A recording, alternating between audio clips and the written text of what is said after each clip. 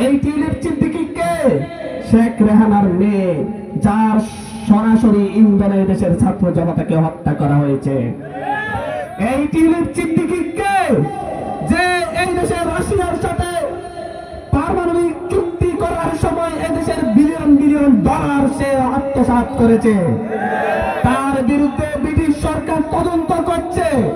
তার দুর্নীতির কারণে তাকে ব্রিটিশ সরকারের মন্ত্রী পরিষদ থেকে সরিয়ে দেওয়া হয়েছে। আমরা বলছি ডক্টর মোহাম্মদ ইউনূস স্যারকে অনুরোধ করব, সেই এদেশের ছাত্র জনতার খুনির সাথে জড়িত টিউলিপ সিদ্দিকী, এদেশের মানুষের অর্থ পাচারের সাথে জড়িত টিউলিপ সিদ্দিকী, দুর্নীতির দায়ে মন্ত্রিত্বের পদ হারানো টিউলিপ সিদ্দিকীর ডাকে আপনি সাড়া দিবেন না, তার সাথে সাক্ষাৎ দিবেন না।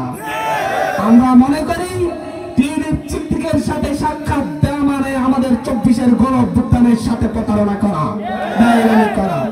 আমরা ডক্টর মোহাম্মদ ইউনূস স্যারের উপর ভরসা রাখি, আমরা আশা রাখি তার সাথে ডক্টর মোহাম্মদ ইউনূসের সাথে কোনো বৈঠক হবে না ইনশাআল্লাহ।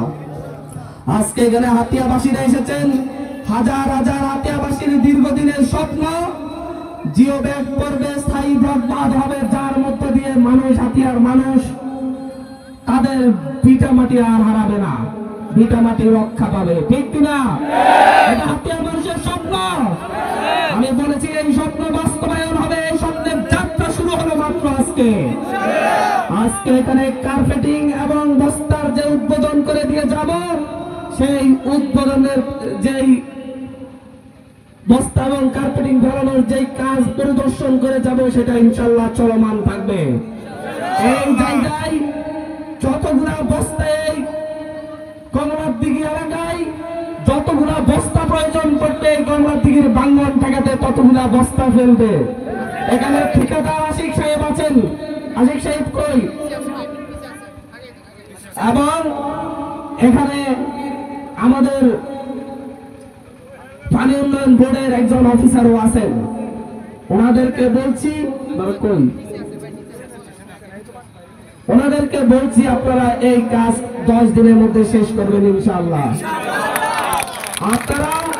আপনাদেরকে আমরা বলে যাচ্ছি, যদি 10 দিন কিংবা 15 দিনের মধ্যে কাজ শেষ না হয়, তাহলে পানি উন্নয়ন বোর্ড গ্রাহকের অফিসারদেরকে ঘাট ধরে এখানে নিয়ে আসবেন। সরকার বরাদ্দ দিয়েছে আপনাদের জন্য, বরাদ্দ কে দিয়েছে? সরকার বরাদ্দ দিয়েছে, আমি বরাদ্দ এনেছি কথা বলে সেই কাজ এখানে হতে হবে ইনশাআল্লাহ। এই যে ঠিকাদার আছেন ওনাকে চিনে নেন, পানি উন্নয়ন বোর্ডের অফিসার আছেন হৃদয় ভাই, ওনারা ইনশাআল্লাহ 10-15 দিনের মধ্যে কাজ হয়ে যাবে তো ইনশাআল্লাহ।